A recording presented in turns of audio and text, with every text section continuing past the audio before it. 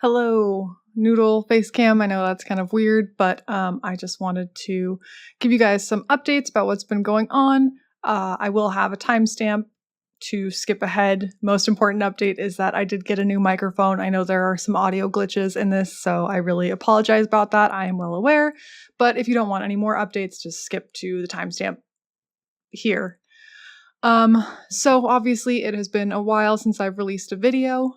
I got really stuck on trying to make the affliction video. I really like to have a good grasp of what I'm talking about, and for some reason that just didn't ever happen for me. I really was unsatisfied with the script, and it was just taking way too long, and letting that go and doing Settlers instead was probably the best decision that I could make regarding that, but who knows if I'll come back to it.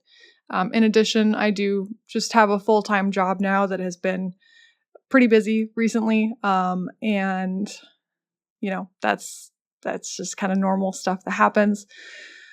Unfortunately, the most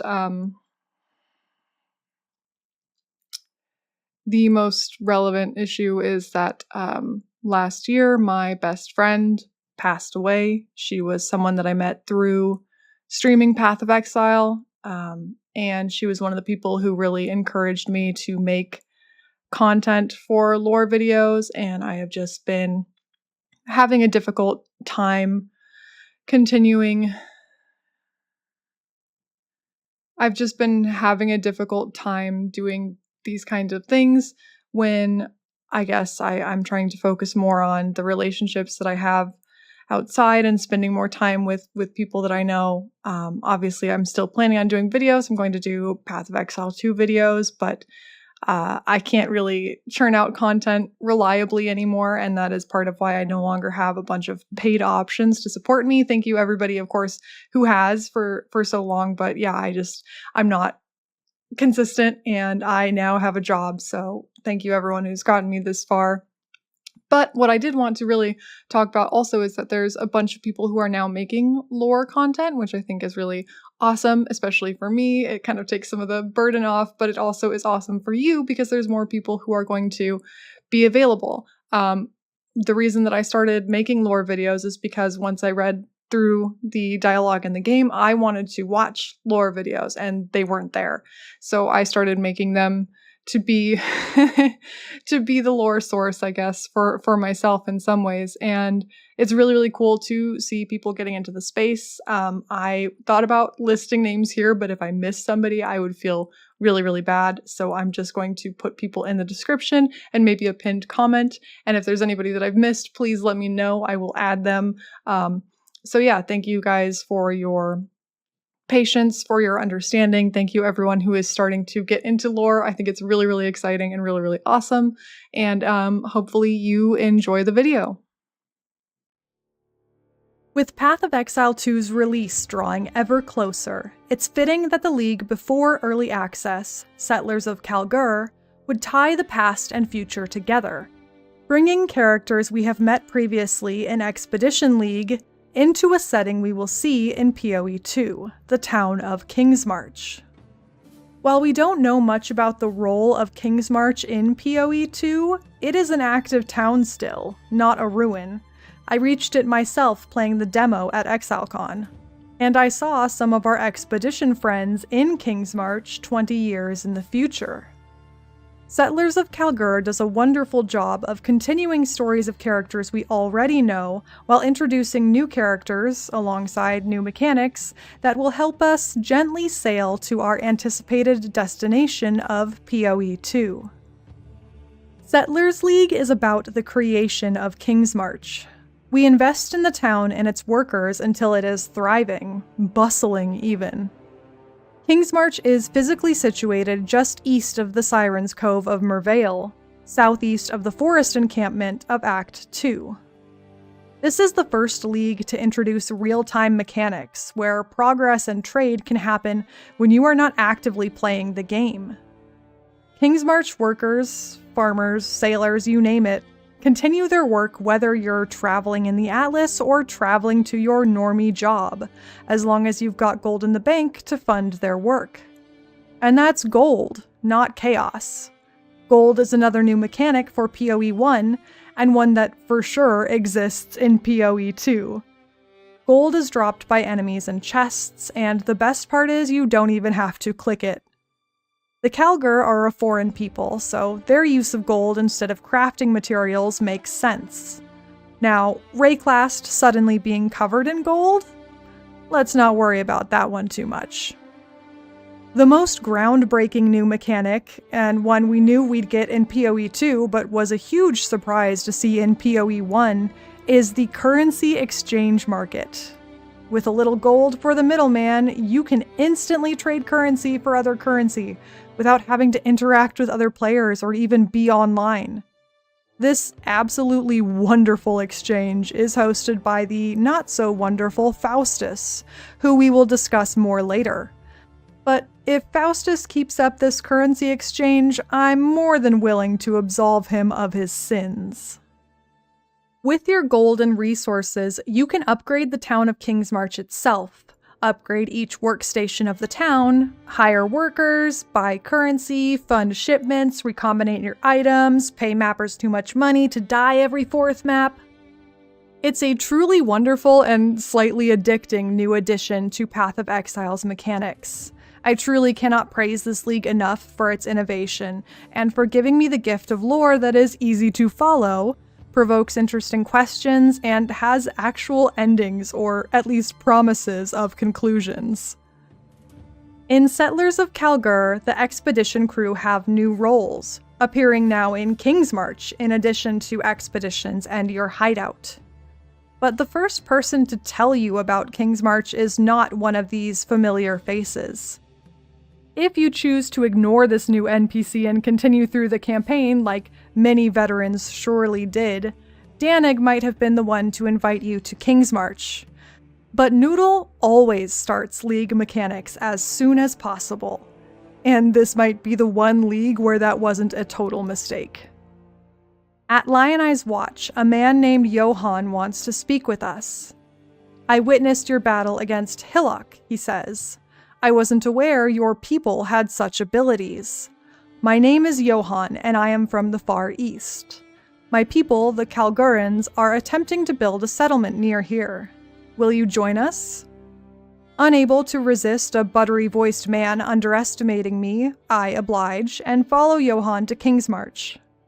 I'll discuss more about the specific characters in Kingsmarch later, but as we develop the town, each member of Expedition joins us to lead one of the town's workstations. All except for Gwennen. In fact, Gwennen is quite dodgy when asked about why she's not at Kingsmarch. She tells us, "I'm all for the idea of Kingsmarch, I just don't like the name. For now, I'll support it from afar." Gwennen's distaste for the King of Kalguur, whom Kingsmarch's name honors, was established in Expedition League. But every member of Expedition dislikes the king. So why is Gwennen the only one not participating? Was she not invited by Johan? Does she have other things to do?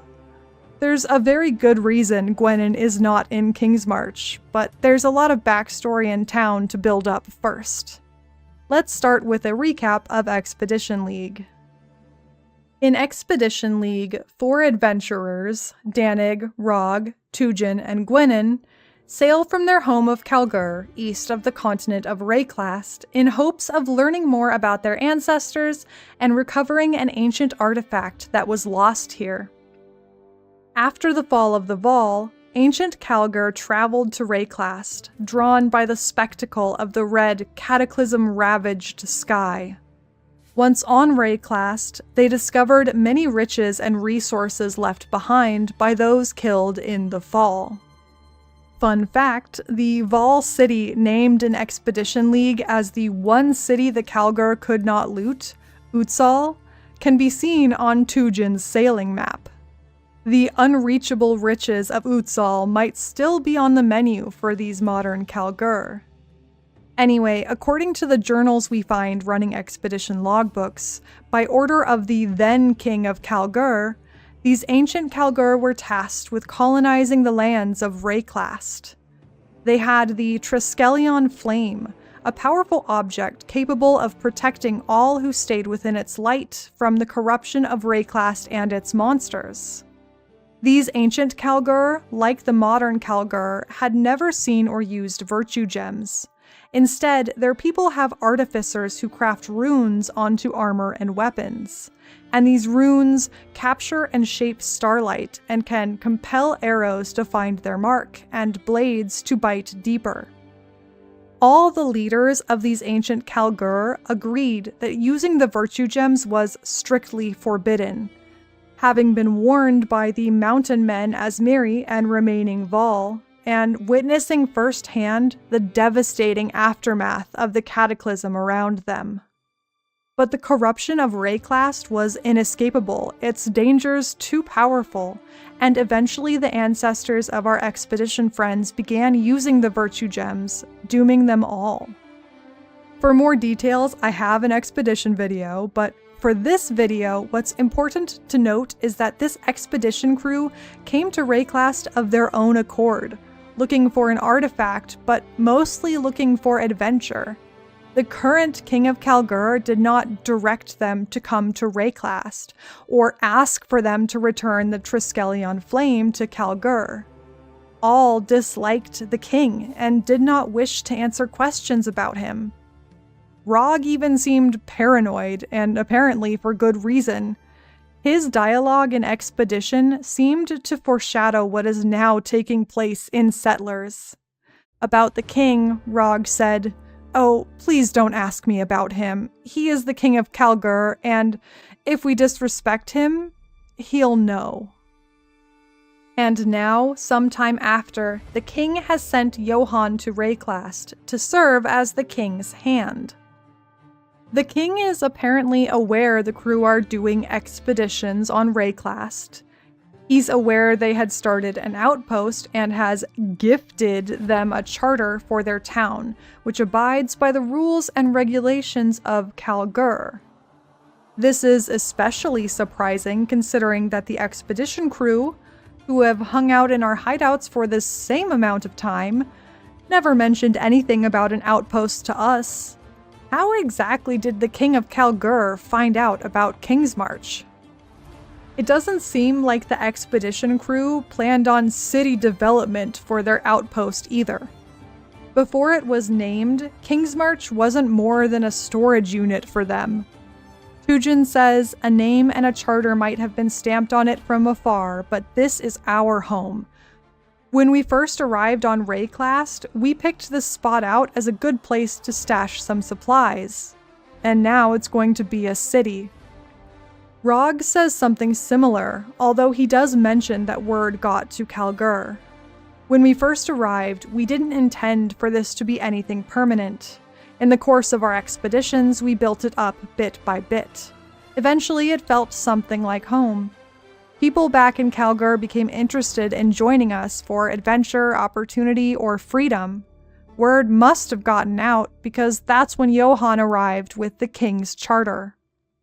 I can't tell if Rog is assuming that people heard about their expeditions and wanted to join, or if Rog knows for a fact that people in Kalguur had wanted to join them on Rayclast, but either way, what is clear is that the expedition crew are not the ones with the thought or desire to build Kingsmarch. That desire is all the Kalguur Kings. Johan is the one who reveals to us how much the king knew of the expedition crew's actions and locations on Rayclast.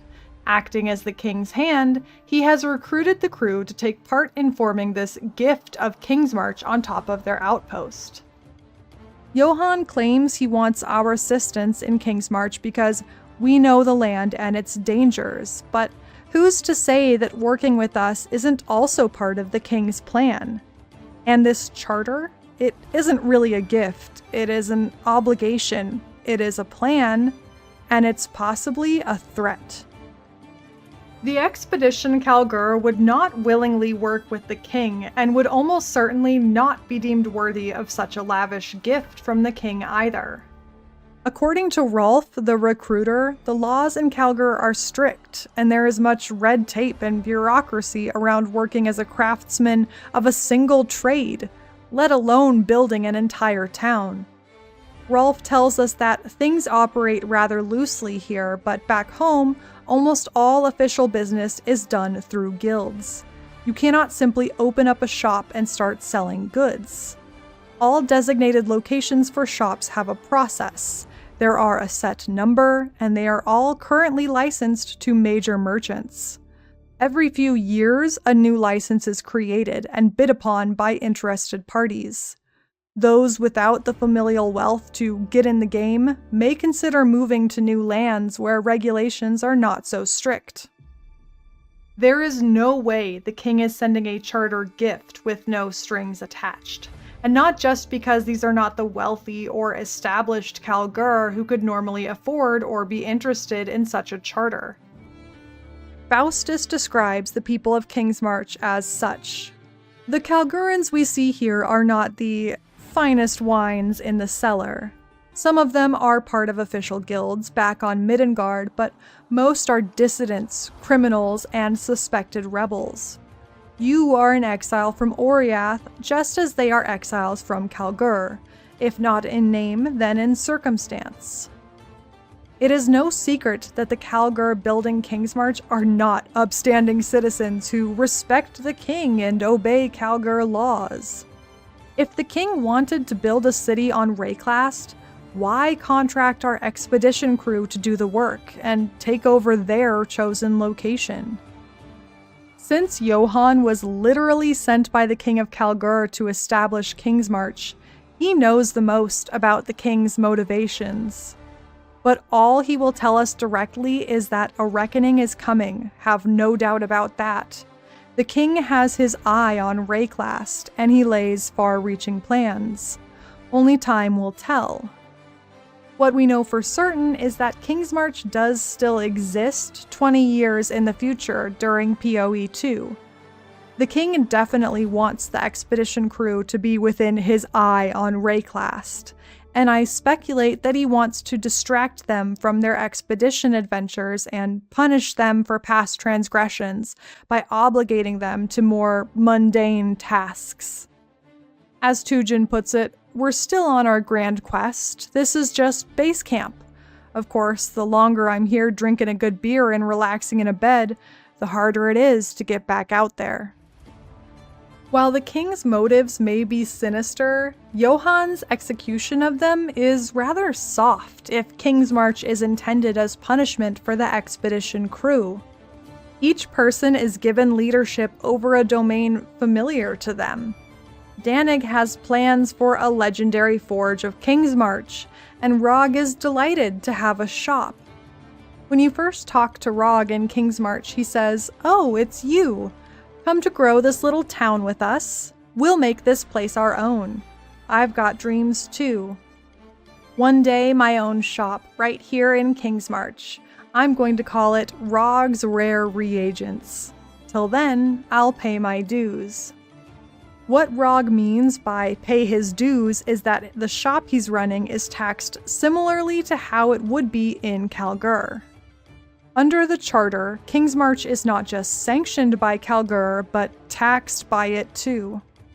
Rog explains, the charter for Kingsmarch brings many Kalguuran laws to Rayclast, including our guild associations and criminal penalties. There is very little enforcement right now. There are only two things on Rayclast the king seems to truly care about.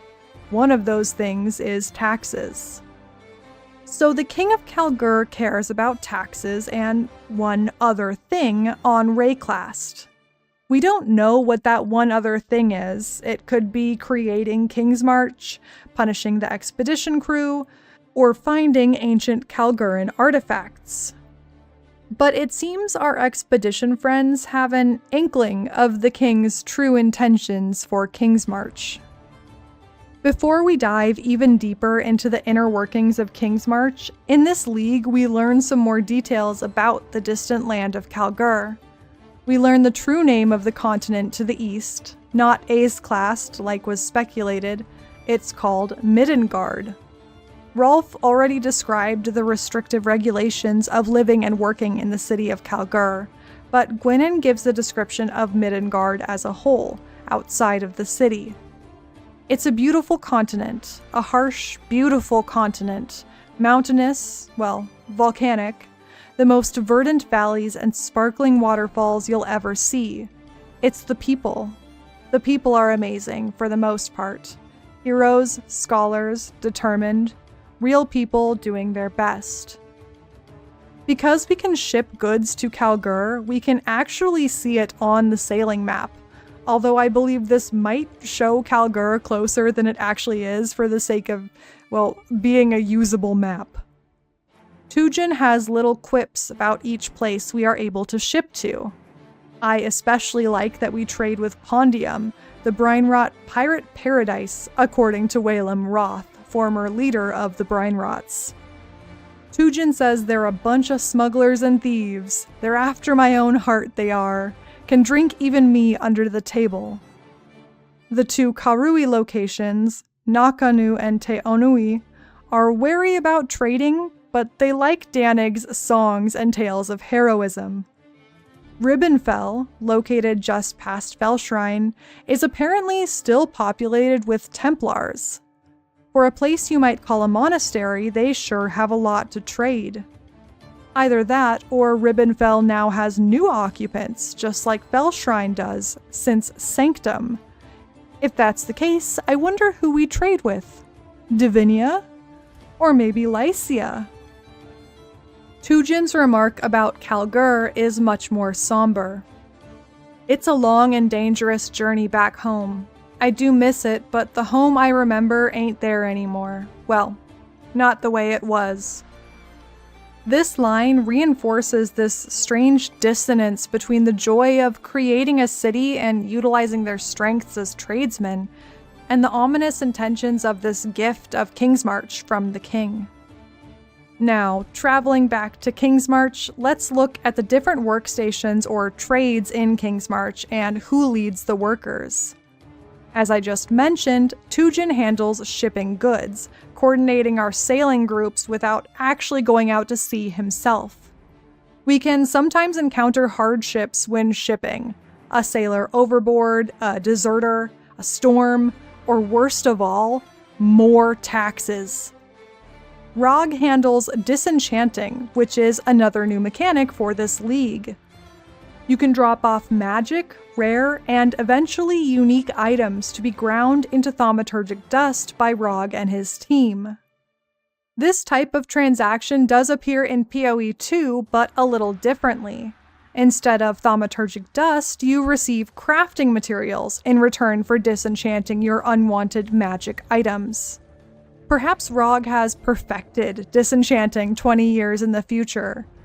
Perhaps it's just different techniques of a similar craft. In Settlers, thaumaturgic dust is used like its own currency for fueling or upgrading other workstations, or adding value to shipments.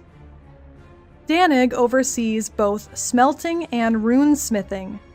Smelting takes the ores we get from mining — no one oversees mining, don't worry about it — and turns them into bars, which are needed for upgrading workstations or a favored shipment material. Smelting is pretty straightforward, unlike runesmithing. We heard in Expedition League some explanation of runes and how they work for the Kalguur. The Kalguur of Middengard have no virtue gems, but they also have no gods. They had never even heard of gods, according to Danig, and he'd like to keep it that way. Danig implies the king of Kalguur would use the concept of godhood for his own ill gains. Since virtue gems are essentially the power of divinity, aka the power of gods, distilled through the lens of corruption, it makes sense that there are no virtue gems on Kalguur. What makes less sense is that the modern Kalguur cannot seem to use or even sense the power of virtue gems when their ancestors were clearly aware and fearful of the gem's power. On the one hand, I believe that virtue gems require some level of faith, or at least belief in the power of gods, or of corruption, to be utilized. Divinity is itself created through faith, so perhaps a people who don't even have the concept of gods would not have the necessary faith to wield a virtue gem. But that is immediately put into question by two things. Virtue gems aren't canonically more or less powerful when wielded by believers in divinity or corruption. And more importantly, the ancient Kalguur who came to Rayclast after the fall of the Vaal eventually did use virtue gems. They used virtue gems to fight against the looming nightmare of Rayclast, but became so corrupted by the gems that they turned on each other. Perhaps the knowledge of what happened to those ancient Kalguur makes their modern counterparts wary of acknowledging any power within virtue gems, so they do not make the same mistakes. We saw Danig deny the power of virtue gems in Expedition League, but even Johan, the King's Hand, now says, "I see that you have upon your person one of those so-called virtue gems, but Nessa allowed me to borrow one and it did nothing as far as I could determine."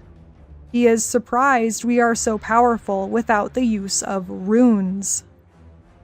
Rather than harnessing divinity and corruption, runesmithing is studying the science of runes and the philosophies of meaning and will. Danig clearly has a passion for studying runes. He believes learning their meaning and the craft of runesmithing has made him a better person, or, as he says, helped him forge himself. He is now the only runesmith this side of the sea, officially leading the Artificers Guild in Kingsmarch. As such, he goes into more details about how these runes work. In Expedition League, we learned the runes capture and shape starlight, but we learn in Settlers that runes are a complex science and a delicate art. If one doesn't understand their nuance, they'll produce equipment one might call cursed. There is an energy in runelight and a power in Verisium. Runes channel those forces like signposts, or diversions altering a river's flow. The final meaning is the sum of what you've engraved exactly, for better or for worse. The runes are their own mystical language, whose mechanics remind me of the alethiometer from the Golden Compass. We receive runes primarily from shipping, and we use progressively rarer runes to upgrade Danig's runesmithing capabilities. With each upgrade, he tells us a bit about that rune's meaning. His reaction to the mountain rune is the mountain can mean many things, which I interpret as a meta call-out about the prophecy of Riker in the mountain in Trial of the Ancestors League and how I specifically still haven't deciphered what that prophecy about Mr. Midnight Tinkerer actually means. Anyway, although no NPC is overseeing the mining operation, Danig mentioned Verisium, which is one of the ores your workers can mine. You find various ores in the campaign and maps of Rayclast, each with its own little mechanic to access the ore. You first encounter Crimson Ore, where you must defeat some corrupted growths which will continuously spawn monsters until destroyed, with aesthetics similar to a Vaal area or Old Beyond. Orichalcum spawns Scourge monsters, and once you have defeated them, gives you a buff related to one of the Scourge demon lords that periodically will strike nearby enemies. Petrified Amber summons blighted monsters who respect the invisible lines of mycelia, new roots, to come attack your score, each successful hit of the tree containing amber, reducing your total ore amount. The second rarest ore is bismuth, surrounded by elements and tornadoes, and while you can accept the full amount of ore immediately upon touching the source, it will empower all monsters in your map with an elemental boon, and those tornadoes will chase you down like you owe them money. This ore is inspired from Lake of Kalandra League, although no bird lady spotted. The rarest ore is the aforementioned Verisium, and its mechanic is like Crucible. You place your bet by charging up and let it rip like Beyblade. If you charge all the way, there are some unique monsters. I spotted a few, but I didn't make any connections between them and existing or speculative lore. What is more interesting is that one of the 3 new boss fights this league is not related to Kingsmarch directly. It's an enemy called the Black Knight who appears in maps in a side area called Starfall Crater. Based on the green text in this fight, I believe the Black Knight is drawn to us because we are empowering our weapons with runes from Danig. The Black Knight says, "The runic arts do not reveal themselves to just anyone," and seems to be fighting us as a test of our worthiness rather than as an enemy. At the end of the battle, he allows us to partake of this bounty of Verisium ore in the Starfall Crater, and warns us, "You are ever being watched and judged, warrior. Do not dare disappoint." Whether Danig has encountered this Black Knight himself and his stash of Verisium is unclear. Danig asks us for any Verisium we find because it's the most effective of all runesmithing metals. It doesn't occur naturally in the ground, it only falls from the sky. But he continues, "The how and why of such events I'll leave up to the priests and their calculations." Usually Danig is more forthcoming than other Kalguur, but I find it hard to believe he has studied runesmithing and Verisium but doesn't know about the Black Knight challenging those who would wield runes to make sure they are worthy. The arena being named Starfall Crater does reinforce that Verisium comes from the sky, so at least he's honest there. In addition to our expedition friends, there are 2 more types of Kingsmarch inhabitants: new NPCs from Kalguur, and some familiar faces from the heist ring in Rogue Harbor. I'll start with our new Kalguur residents. These are Johan, the King's Hand and Treasurer, Raulf, the Recruiter, and Sonja, the Farmer. Raulf, the Recruiter, is in charge of hiring workers for the various jobs in Kingsmarch. Back in Kalguur, he is part of the Meridian Free Traders Guild, and he retains that guild membership here. He hopes that Kingsmarch will provide new opportunities for those in Kalguur who struggle, saying, "Bring your family, start a new life." And while Raulf seems well connected back in Kalguur, actually being part of a guild and all, he would literally hire anyone to do anything. I don't know if these dialogues are canon, as I could not reproduce them in-game, but according to PoEDB, there was dialogue for Raulf to lament not being able to recruit every single new boss we fight in Settlers League. We already talked about the Black Knight, and Raulf has more information about this enigmatic figure. "I grew up hearing tales of his mysterious appearances. He's supposedly been around for centuries. Oh, I simply must reach out. Pulling off that kind of hire would certainly be a bounty rune on my family mantle. But what job is prestigious enough for the Black Knight? He'll have to guard our shipping lanes. What would a figure like him want for payment? Everyone's got a price." Raulf literally wants to hire a mythical figure who falls from the sky to guard Kingsmarch's shipping lanes.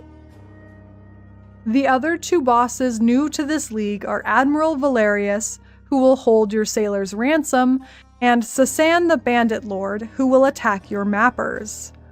I was not able to spawn Sasan, but maybe that's because Raulf scared him away with his incessant letters. Raulf apparently says, "It's horrible how Sasan conducts himself.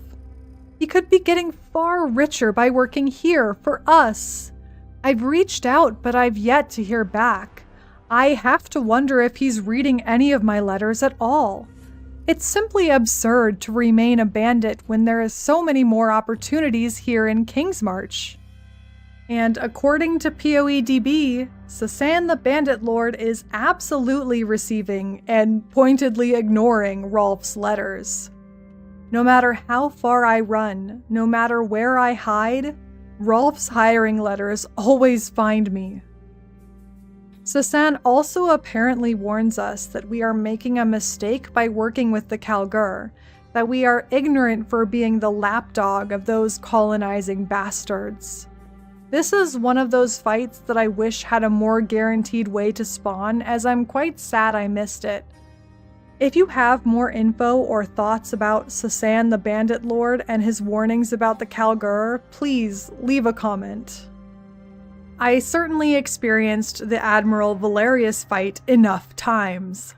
The title Admiral implies that Valerius is part of the Oriath Navy, just like Faustus, who has apparently warned Raulf not to even contact Admiral Valerius. Faustus insists I not hire Admiral Valerius. Some of the stories he has told me chill me to the bone. So I suppose this Valerius fellow will simply have to remain freelance. Pity for him. I personally believe that Faustus doesn't want Raulf to contact Admiral Valerius, not because Valerius is some heinous person, but because Faustus being in the Oriath Navy, or Faustus's other exploits, might be revealed by Raulf communicating with Valerius. It's entirely possible that Admiral Valerius is as corrupt as Faustus says, but the pot might be calling the kettle black in this instance. Sonja, the farmer, is from Kalguur, but unlike Raulf, she desires to start a completely new life here. Whatever she had in Kalguur, she has left in the past, including her name. She introduces herself by saying, "Sonja is my name here because I have chosen it. I choose to leave behind that which I was, for it was assigned to me. Forced, not given. Family names are the ties that bind." She clearly wants to hide her past, which makes her a quite suspicious character. She's probably not Zana in disguise, because I think Sonja is truly from Kalguur. She is very confused by the corruption and how it affects the crops in a way that Zana probably wouldn't bother to fake. I toyed with the idea that Sonja could be the Countess from PoE 2 because they both have black hair, and there is a weird connection between Ezomyr and Kalguur that I will explore in the final section of this video. But in my playtesting of Path of Exile 2, I recorded an NPC discussing the Countess, and this NPC claims that the Countess is from the Vastiri Desert. Now, if the Countess is hiding her identity, that claim might not mean much. However, this Countess seems to know enough about Rayclastian lineage and history, specifically the Purity Rebellion, that I doubt a Kalguuran would be able to gather and convincingly utilize. Just because Sonja doesn't like me doesn't mean she's a villain. Probably. And I do believe that Sonja has a background in farming, as the only thing she does want to discuss with me is her crops, how they react differently on the Rayclast soil, and Oshabi's theories on how corruption and life force play a role in that strangeness. Regarding the plants thriving here, Sonja says, "I have come to learn that far beneath the sand and clay there is a hidden layer of volcanic soils and a thick band of ash. These are rich and fertile deposits. Given our distance from the mountains, I have no doubt that something terrible ravaged this land a very long time ago. Middengard is mostly comprised of volcanoes, but none like this. I am surprised there are people still present on Rayclast after what must have happened." This volcanic soil, and certainly the thick band of ash, come from the many cataclysms that have ravaged Rayclast since the beast's creation. While this might be part of the explanation of Rayclast's bounty, it's not that simple. Once we've encountered Oshabi, Sonja says, the life force she spoke of, it confirms something I have come to suspect. The plants here do not grow as they should. What we grow is not the same as it would be back home. It's not the same between harvests, not even between plants. The differences are small but ever present. The effects of these unstable harvests alarms Sonja, considering they are being consumed and might therefore have an effect on those who would consume them. Her suspicions regarding life force are not limited to its effects on the crops. She is connecting the ever-changing nature of Rayclast to the people who inhabit it, live on it, which now includes herself. Perhaps Sonja is worried that she and the other Kalguur will succumb to the corruption of Rayclast, like those ancient Kalguur. She wonders how this will affect future generations of Kalguur who settle at Kingsmarch, which might be resolved in PoE 2, because I recall that Tujen has a few kids running around Kingsmarch 20 years in the future. For some reason, I get the feeling Sonja will not still be in Kingsmarch for PoE 2.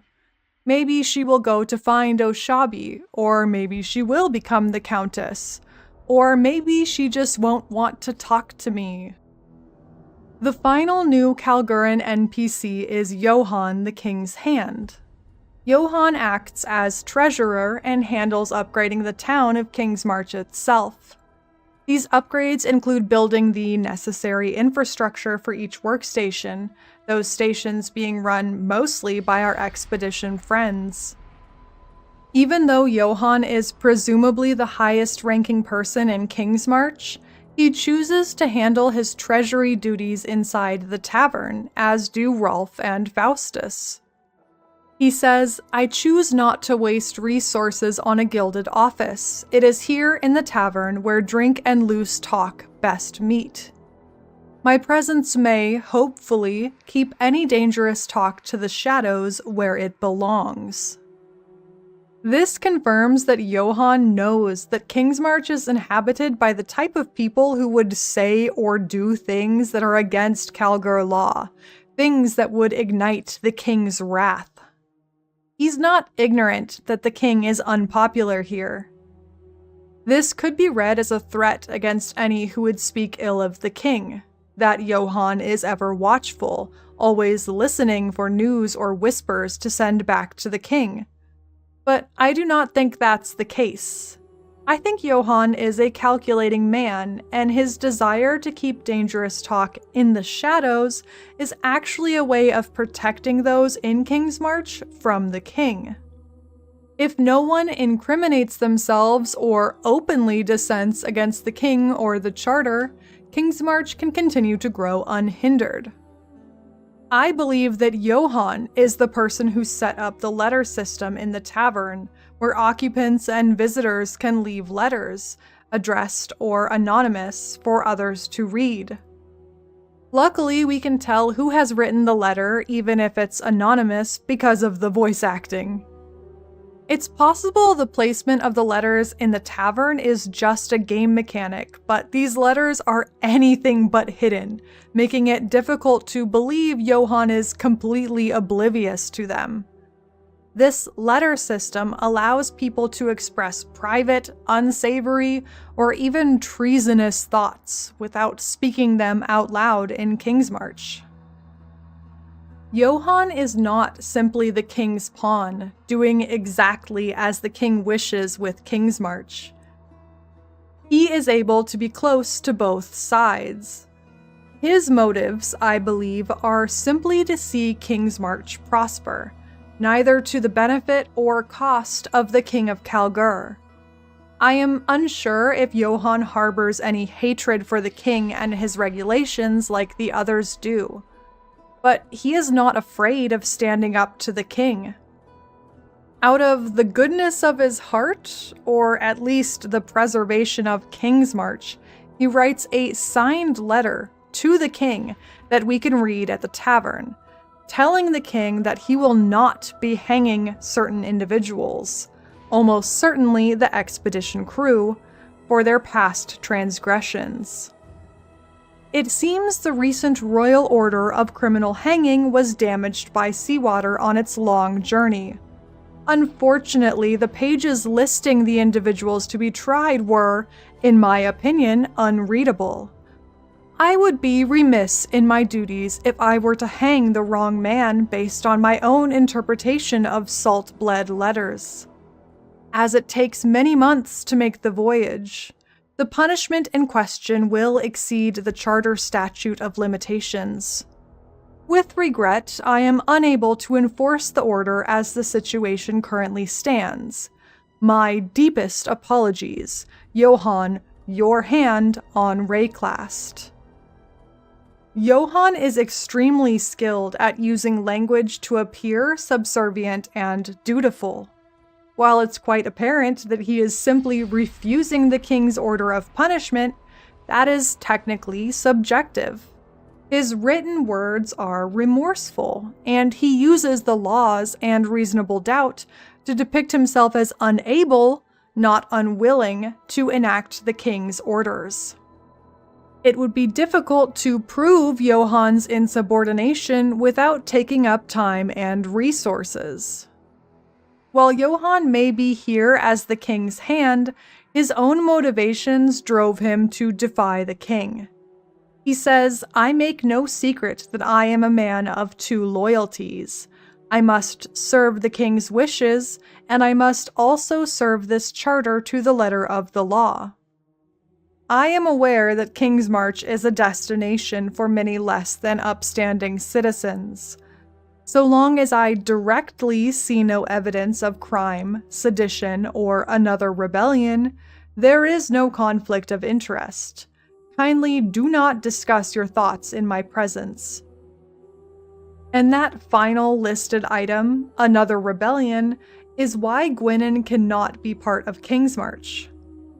All the way back in Expedition League, Gwennen had one particular dialogue that would change after the first time you read it. She is telling a story to explain her belief in luck and chance, as she is Gwennen the Gambler after all. Her corrected response is that this story took place during an unspecified war, but the first time she calls it a failed rebellion. Gwennen and the expedition crew were part of a rebellion against the Kalguur King, one that failed, and the failure of this rebellion was one of the reasons this crew came to Rayclast in the first place.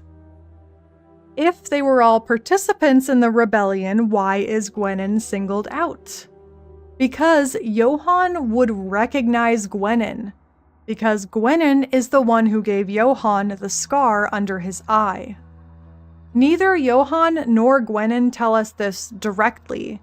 We actually read this from a letter in the Kingsmarch Tavern from Gwennen to the crew regarding their game night.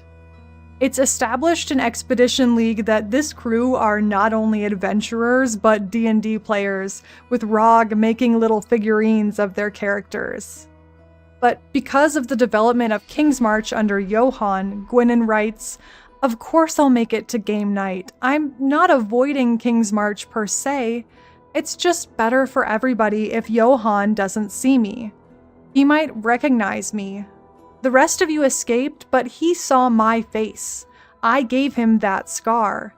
He's the one man in this world that would know me if he saw me.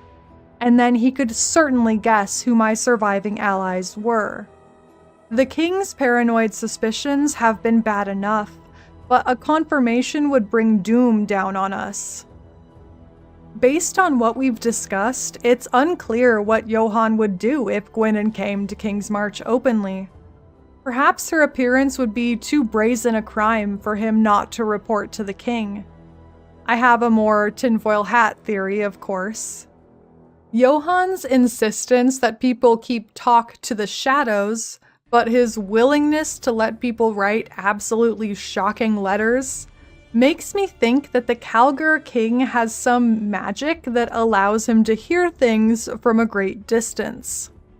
I'm not sure about seeing, but both Rog and Johan want to avoid verbal discussions about the king or the rebellion. I don't think this power is like the future past scrying of Medved and the druids of the Circle, as that is more prophecy than spying. I'm suggesting that the Kalguur King has magically wiretapped Johan. When Gwennen learns that Johan mentioned another rebellion as something he does not want to know about, she is surprised at his boldness. Johan mentioned that he's keeping an eye out for another rebellion? It's a sign of our sheer distance from home that he would dare mention one happened in the first place. The bards do not dare sing of the good folk that gave everything, gave their lives in the rebellion. It's apparently dangerous for us to even know about the rebellion, which might be because the King of Kalguur can hear things, or more likely because discussing the rebellion, even that it happened at all, has been banned in Kalguur. Interestingly, after this dialogue, Gwennen has a new version of the Kingsmarch dialogue, where she admits that she visits Kingsmarch just out of the public eye. It's unclear if Gwennen interprets Johan's openness as an olive branch, and I don't think it is one. But perhaps she understands that Johan wouldn't turn her over to the king unless he absolutely had to. However, this information muddies Johan's loyalties even further. While he now seems more sympathetic to those against the king, for Gwennen to have attacked Johan during the rebellion and given him that scar, Johan was fighting for the king's side. I'm uncertain how long ago the rebellion was, but I can't imagine it was more than a few years, considering it was a reason the expedition crew came to Rayclast. Was Johan simply doing his duty back then, without true allegiance to the king? How does one become the king's hand if not through strong loyalty to the king? Has he switched allegiances and is now secretly against the king? Or does he simply want the past to not interfere with Kingsmarch, whose success would be a great boon to his own legacy? Perhaps he is not concerned with the lives of the expedition crew or sympathetic to their cause. He just didn't want them to be hanged because they are the most skilled at their areas of expertise. Would Johan turn Gwennen over if he saw her? And if so, would he do it because he wanted to? Or would he be obligated and have to turn her in to keep the Kalguur King out of Kingsmarch? While I'm inclined to believe that Johan is not the king's puppet and does not seek revenge on the participants of the failed rebellion, it's entirely possible that I am also falling for his manipulation tactics. Just as Johan knows what the king wants to hear, perhaps he knows what we want to hear to convince us to work with him. He could be pretending to be forgiving of our expedition rebels. Even though we as players have known the expedition crew for some time, canonically in-game, we meet the crew after we meet Johan, so it's not that he knows we have a prior relationship with them. But Johan is smart enough to know that being hostile towards dissidents, when we and the vast majority of Kingsmarch are some form of exiles, wouldn't do him any favors.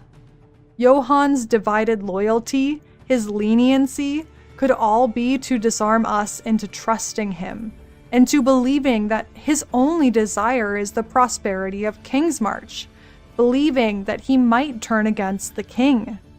He's not only a man of two loyalties, he's a man of two faces. Gwennen seems to know this about him as well, or at least something of his character beyond the encounter they had on the battlefield. She says, Johan's here, on Rayclast? Then the game is afoot once more.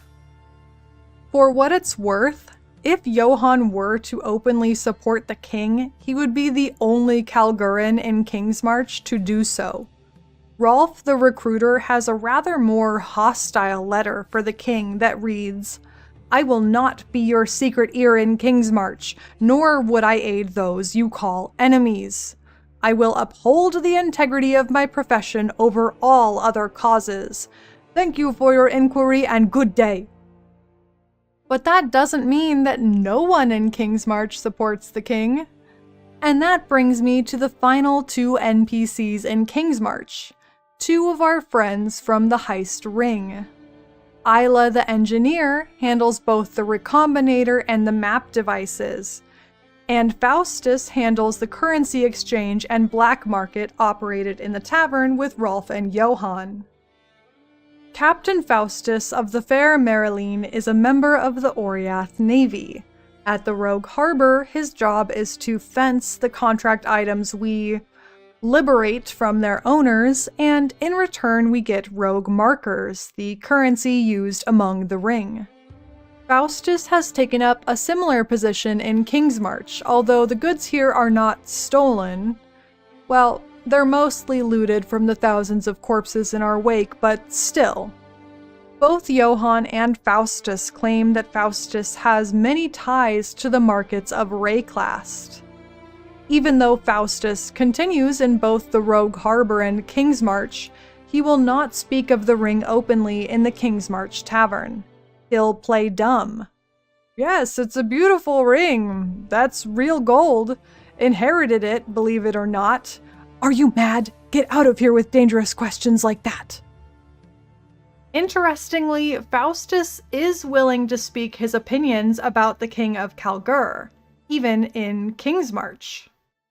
He says, "You keep vigilant, exile. Something's afoot, and I feel a sinister shadow over my shoulder that only grows longer with each passing day."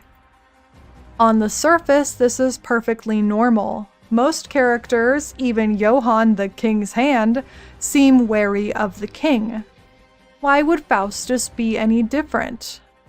Captain Faustus isn't exactly a law-abiding hero, even if he thinks himself better than the criminals he works with. But Faustus isn't just a criminal, he's a snake. Faustus's backstabbing and bigotry are well illustrated through his personal heist contracts. He is inspired by the plumes rising above Theopolis to take an opportunity in this tragedy.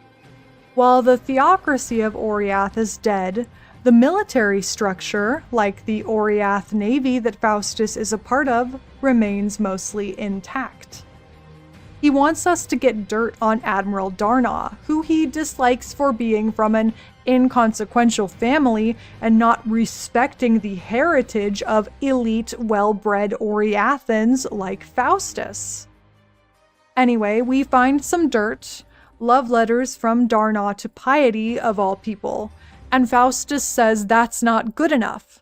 Everyone has had their hand in Piety's cookie jar, so to speak. But he does find evidence that Admiral Darnaw has been personally funding the activities of the Brinerot pirates, which Faustus believes is enough to get Darnaw dismissed. Even in Heist League, this was hypocritical of Faustus to work with a group of thieves while condemning another for working with pirates. Now it is doubly so, as Kingsmarch literally does trade with Pondium, home of the Brinerot pirates. Plus, I do no business with the Brinerot, completely different, he said. Aged like milk. His second contract, Faustus wants to plant the evidence of Darnaw's wrongdoings in Captain Fidium's quarters so that Fidium, a completely innocent and apparently reputable man, will act against Admiral Darnaw. Admiral Darnaw has stopped communicating with Faustus after he threatened Darnaw with the dirt we found, effectively blackballing Faustus from the Navy. We leave the evidence on Fidium's desk, but Faustus finds fleet orders that give Admiral Darnaw's location, and now the new plan is to kill Admiral Darnaw. Yes, as revenge for Darnaw not stepping down when confronted with blackmail, Captain Faustus is recruiting us to be a hitman. He's downright giddy when he tells us, "Here it is, we kill Darnaw. That's it. Brilliant. We go to Darnaw's location and we kill him. You kill him. You go to Darnaw's location and kill him. I'm going to stay here. Hands clean and all that. Couldn't be simpler." Once we kill Admiral Darnaw, the full plan is revealed. Those papers we planted on Fidium's desk will now act as evidence that Fidium is the one that killed Darnaw, and Captain Faustus will now be Admiral Faustus, leading the Oriath Navy. Besides the worst contract ever, which I literally refuse to run, save Hana at all costs, in my opinion, this is the most shocking contract. It is purely selfish, villainous, and underhanded. With all this backstory in mind, let's return to Kingsmarch and read a very interesting letter, not signed, but clearly read aloud by Faustus, meaning he wrote it. I want you to know that I share the same concerns. For now, let's play along. We are perfectly positioned to wait and watch. The dark underbelly of civilization carries with it truths that cannot be obscured by the might of authority. They're all terrified whether they admit it or not. We'll speak more on this in person. I don't dare put pen to paper on the topic. Faustus is a spy in Kingsmarch, working with someone. Who could possibly share the same concerns about Kingsmarch with Faustus? He does have contact with many different people. It could be someone else in the ring for all we know. But to me, this particular line makes me almost certain that Faustus is writing to the King of Kalguur. The dark underbelly of civilization carries with it truths that cannot be obscured by the might of authority. Now, Faustus is using rather flowery language, but he's saying that there are truths that are carried by or contained within the dark underbelly of civilization, aka these hooligans in Kingsmarch. He recommends they play along and wait and watch for now, as these truths will inevitably be revealed by the might of authority. Either that, or by cannot be obscured, he means we cannot risk the truths being concealed, obscured, due to the threat of your mighty authority. Riddles aside, what really matters is that Faustus is speaking to someone who has, quote-unquote, authority. Who else could possibly have concerns about Kingsmarch and mighty authority besides the King of Kalguur himself? If the king has received Johan's letter refusing to hang the supposed criminals, refusing a direct order from the king, perhaps the concerns that Faustus and the king share are about Johan's loyalties. Raulf has refused to be the king's secret ear in Kingsmarch, proving that the Kalguur King is looking for such an ally in addition to, or instead of, Johan. I would not be at all surprised if Faustus sought to replace Johan as the head of Kingsmarch, handling all that gold and whatnot. And if that gives him another title, Admiral and now King's Hand, Faustus is a man seeking ever-expanding honors with no sense of loyalty. But what would the king get out of such an alliance? Well, for starters, the king's grip on Kingsmarch is already tenuous even at this very beginning stage. Johan's loyalty might be in question, and Raulf has openly declared he will not be the king's spy. More importantly, if Faustus consolidates the Oriath Navy under his banner by killing Admiral Darnaw, while Oriath and its leaders are in ruins, the Kalguur King might very well have been promised that navy for his own purposes. Faustus would certainly be able to see the king in person. He has his own ship, the Fair Marilyn. I truly cannot think of who else Faustus might be spying on Kingsmarch for. And Faustus is exactly the kind of person to turn traitor for as little as coins and prestige. At least there is one member of the heist ring at Kingsmarch who won't stab us in the back, though she might get us killed in a different way. Isla the engineer is in Kingsmarch, absolutely going ham with her inventions. She is also dodgy if you try to bring up the ring, so there is likely an agreement amongst those in the Rogue Harbor to not discuss the members or existence of the ring. Isla builds her own functioning map devices, which we throw workers into to run for us. And her description of her map device's functionality is delightful and terrifying. We can now extend the reach of our interplanar tubes. They're gonna slide right into horrible dangers, just like you wanted. She also creates the Recombinator, originally named the Disassembling Reassembling Contraption, then the Islanator, and once it's fully complete, she remarks, "That's it. The Recombinator is complete. It defies known science in a few fundamental ways, but I'm not about to take it apart to find out why, no matter how tempting that might be."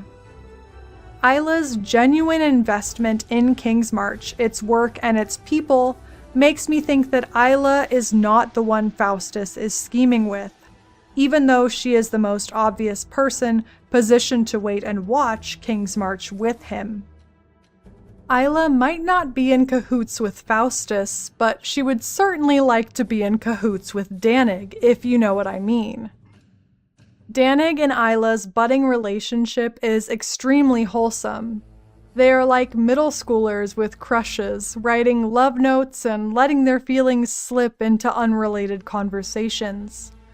There are multiple drafts of letters from Danig trying to write a poem for Isla about her crimson hair unlike any in Middengard.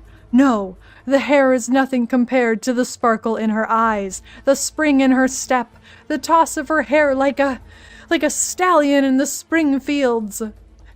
And Isla says of Kingsmarch, "This place is going to be grand. When that handsome Danig spins his tales about the years to come, I can see it as clearly as I see my inventions in my head.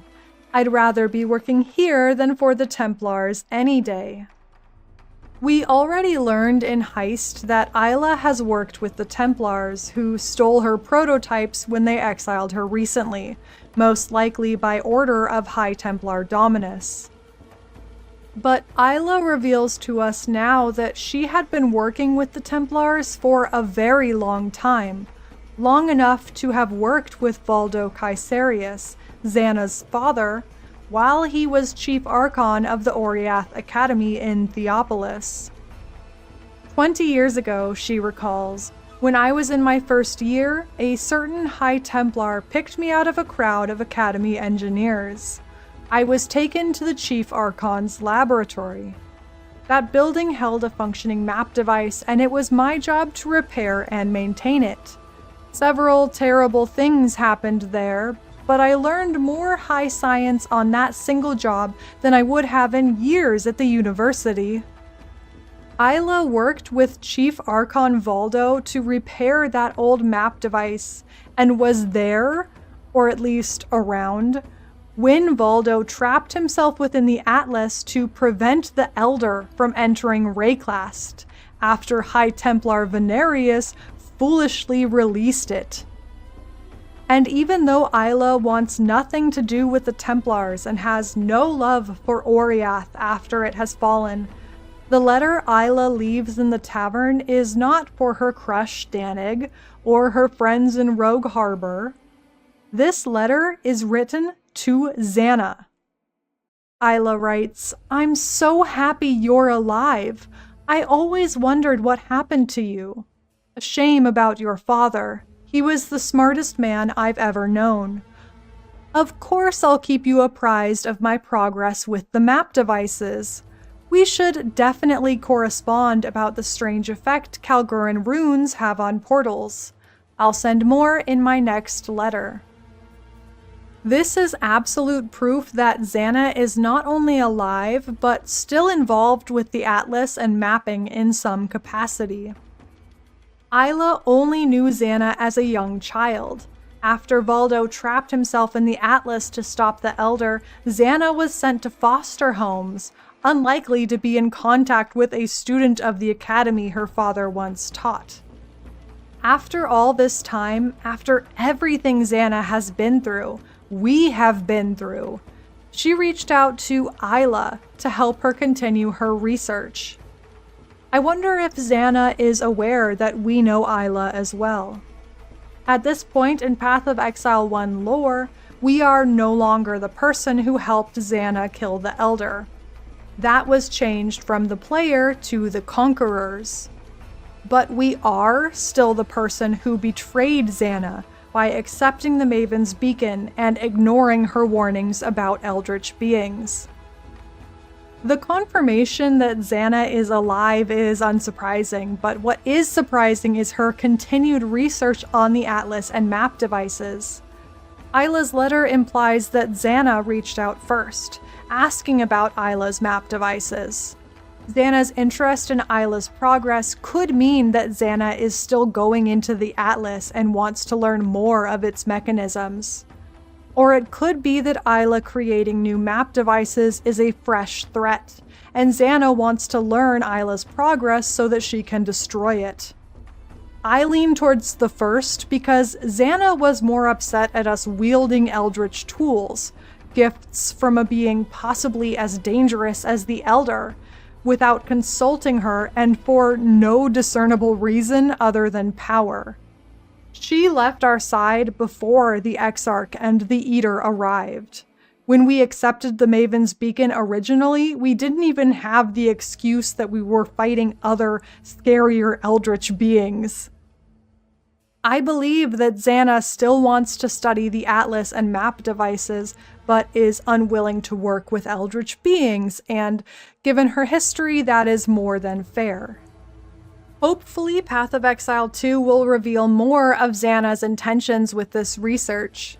To me, this letter seems like a teaser that Zana is still around in a more meta sense, like a message to the players that she is still alive, still working, and still not talking to us. Settlers League seems to be foreshadowing PoE 2 events. The fact we are building Kingsmarch, which is a town we visit in PoE 2, is a huge indicator that much of this league connects to the story taking place 20 years in the future. Things like Zana returning, Faustus being a snake, Rog getting his own shop, possibly even a romance between Isla and Danig. We know that Kingsmarch survives, but we also know that its freedom is presently in danger. And I bet sometime before or during PoE 2, the Kalguur King will face another rebellion, with the expedition crew and all of Kingsmarch now well armed with the runic weapons of Danig's legendary forge. Speaking of runes, the last piece I'd like to speculate about. Isla's letter to Zana mentions there is an interesting effect of Kalguur runes on map portals. While playing this league, listening to Danig talk about runes and how they are used, I was reminded of one other place I've seen runes in Path of Exile. And that place is actually while playing the first act of Path of Exile 2, which takes place in Ezomyr. In Act 1 of PoE 2, you are tasked with freeing a mysterious figure called the Hooded One. This shadowy humanoid has been bound to a tree in the ancient forest. The figure has been hanged, yes, but he is not dead. What keeps him bound to the tree are runes of binding, created using the old ways of Ezomyr.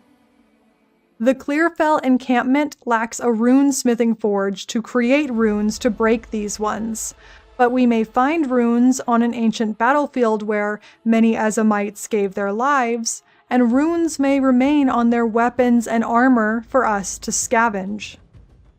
Runesmithing, runes on weapons and armor, that's the exact language the Kalguur use to describe how to make runes, and it's also the exact way they implement runes. These binding runes etched into the Tree of Souls don't match up one-to-one with any of the runes we see in Settlers League, but the style is unmistakable. It's the same. When we travel to the Red Vale, a battleground where the Ezomytes faced the Eternals in the Purity Rebellion, the final and bloodiest battle on Ezomyte soil in that conflict, we find 3 items marked with 1 rune each.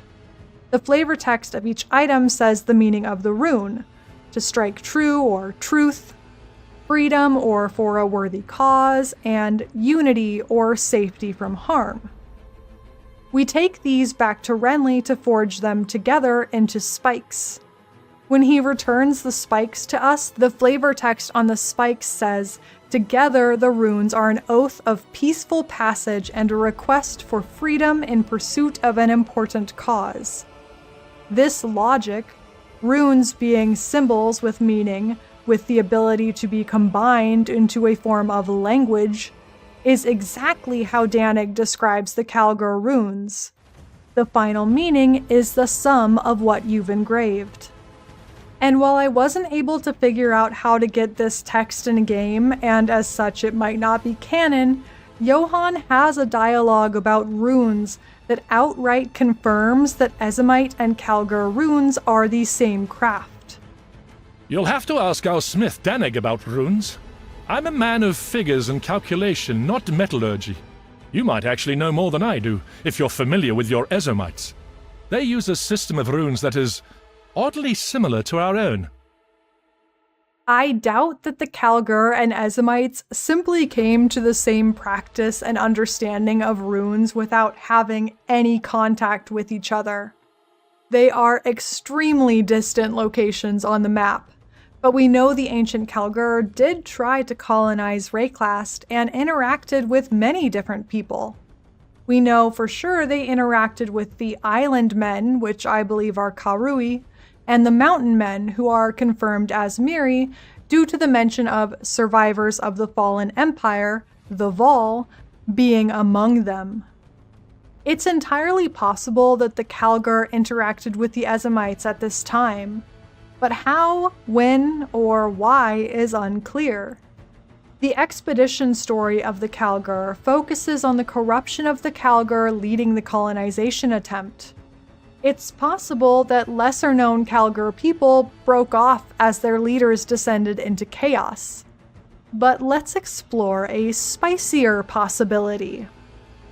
What if Uhtred is the link between the Ezomytes and the Kalguur? Uhtred, Rog's ancestor, led the Order of the Chalice, the primary priesthood and religious order among the ancient Kalguur who came to Rayclast. Rog says they interpreted the stars and forces such as alchemy, machinery, and runes. Among those ancient Kalguurans, Uhtred was the most opposed to virtue gems, being the only one of the four leaders to not ever use them. His unwavering stance towards the virtue gems evolved into actively working against the others, as one journal shows. The priests of the order had eyes and ears everywhere. High Priest Uhtred suspected treachery and kept initiates silently observing the comings and goings of other leaders. Modern Kalguurans thought Uhtred a traitor who had stolen the Triskelion flame and doomed his fellows to horrible deaths. But it was not Uhtred who stole the Triskelion flame. However, he was still making many devious plans behind the backs of the other Kalguur, which presumably includes the person writing these ancient journals. There are two ways I could see Uhtred connecting with the Ezomytes. The most logical way is that, seeing the depravity unfolding among the other groups, Uhtred sent members of his order out to escape. He sent his son Owen home to Kalguur by boat, but he couldn't take too many boats to send home, as that would make Uhtred more actively treasonous. But Uhtred could send members of the Order of the Chalice, priests who were studied in runesmithing, out to continue exploring Rayclast. Another possibility is that Uhtred's retreat to the Site of Great Power, that giant mirror hidden under the earth and older than the oldest men, is the connection. When we fight Uhtred, he explodes out of this giant mirror wall, which fractures and then reverses back into place, cracked but whole again. The arena looks very proto-Vol aesthetically, like All's arena. It seems like Uhtred and possibly others can travel through this mirror like a portal. It's always struck me as strange that the remaining Kalguur, sensing their doom, would go hide in an underground shrine with the known traitor until they were safe. Tujin implies the people thought they could get through this ancient site of power. I think that Uhtred could use his priestly powers to travel through this mirror. And if this site was created by the Proto-Vol, who knows how many other places have similar sites of power? It's possible the Ezomytes learned about runes and star magic not from the Kalguurans, but from the Proto-Vol with these sites of power. Or perhaps Uhtred himself traveled through this mirror portal to another connected one that happened to be in Ezomyr. Perhaps he took the survivors with him. I lean towards the Ezomytes having been taught by the Kalguur how to use runes rather than both groups having some common teacher or source of knowledge. But it's unlikely Uhtred personally stayed with the Ezomytes if he ever made contact, because he is now trapped within this same mirror, having never touched the corrupting virtue gems but still somehow maddened and trapped like the others. I truly hope that the connection between Kalguur and Ezomyr will be explored in Path of Exile 2, as both of these cultures are extremely interesting. Getting to explore Ezomyr in itself is already a treat. Knowing that we eventually reach Kingsmarch, the Kalguur settlement of Rayclast, after having experienced runes in Ezomyr makes me absolutely giddy with anticipation. I don't know if the modern Ezomytes and Kalguur have any contact with each other, now or in PoE 2. There is at least awareness of the Ezomytes by Johan, but nothing that would indicate communication. Soon enough, we shall see how the town we exiles helped build fares 20 years in the future.